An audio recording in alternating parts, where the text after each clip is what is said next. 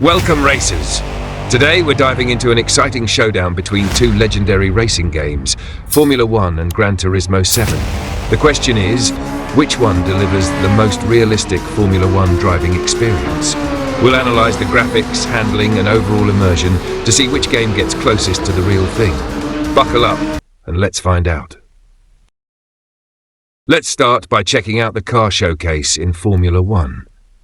Nothing particularly groundbreaking here, but the graphics deserve some praise. The level of realism is impressive.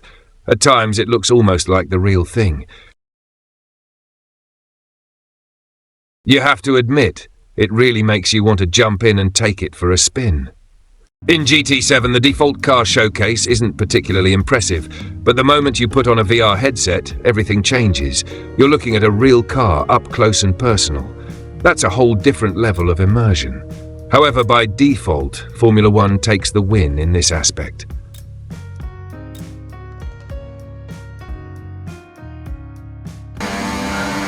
Now let's compare the first-person driving experience. How do the cockpits of these race cars look during a race?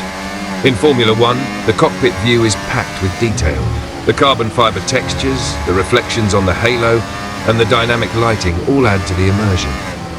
The feeling of speed is intense, and the way the car reacts to the track surface looks incredibly realistic. In GT7, the Formula car's interior is also well detailed, but it doesn't quite match the depth of F1's presentation.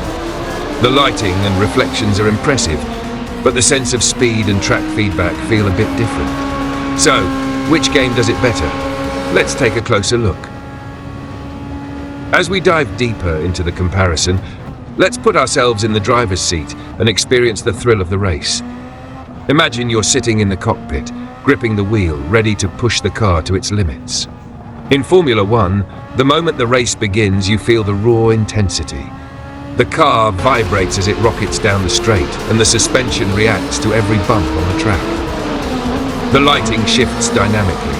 Clouds pass over the circuit, casting realistic shadows, while the sun reflects off the car's carbon fiber body. Raindrops don't just land on the camera, they interact with the visor, creating an authentic wet weather challenge. Now let's switch to GT7. The sense of speed is still there, but the experience is a little different. The game aims for a more cinematic look, with stunning reflections and crisp details.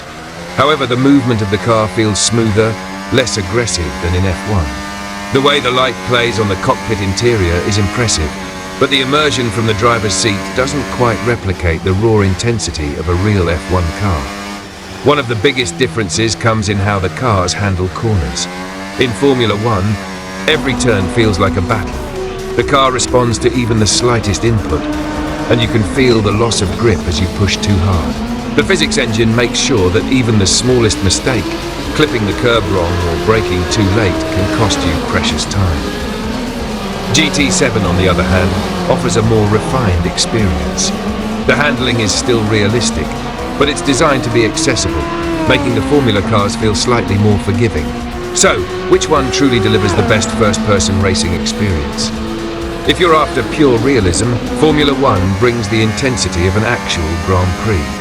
But if you want a visually stunning and polished simulation, GT7 holds its own with incredible lighting and overall presentation. After crossing the finish line, there's always that moment. You lean back, take a deep breath, and hit the replay button. Now it's time to relive the race, but the way each game presents it is completely different. Formula 1, like watching a real Grand Prix. Imagine sitting on your couch, flipping through TV channels, and suddenly stumbling upon a live Formula 1 race. That's exactly how the replays in F1 feel.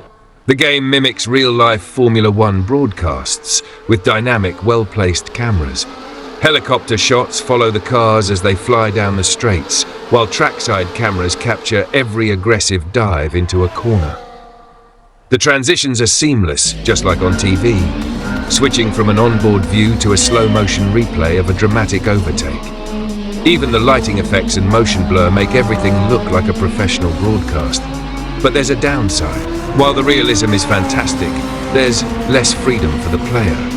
You can't control the camera angles as much as you'd like, and sometimes key moments aren't framed as well as they could be. It's a cinematic experience, but not necessarily one you can direct yourself. Gran Turismo 7, a car enthusiast's dream. Now, let's jump into GT7.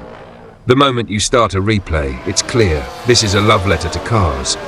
The game doesn't just show the race, it worships the details. The cameras don't just capture the action, they highlight the beauty of each car. The way light reflects off the bodywork, how the tires grip the asphalt, and even the subtle flexing of the suspension as you take a corner at high speed. GT7 gives you more control over the replays, with different camera perspectives and smoother, almost artistic tracking shots. It's designed to make every car look like a supermodel on a racetrack.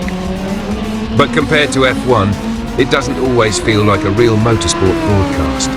It's more like a well-edited highlight reel, where the focus is on aesthetics rather than the intensity of competition. Which one is better? It depends on what you're looking for. If you want a realistic motorsport experience, where every overtake and tyre lockup is shown as it would be on live TV, Formula One wins this round. But if you want a cinematic, car lover's experience, where every replay feels like a high-budget commercial for the art of racing, then GT7 is the way to go. So what's more important, raw realism or pure visual beauty? Let's keep going and see how these games compare in other aspects.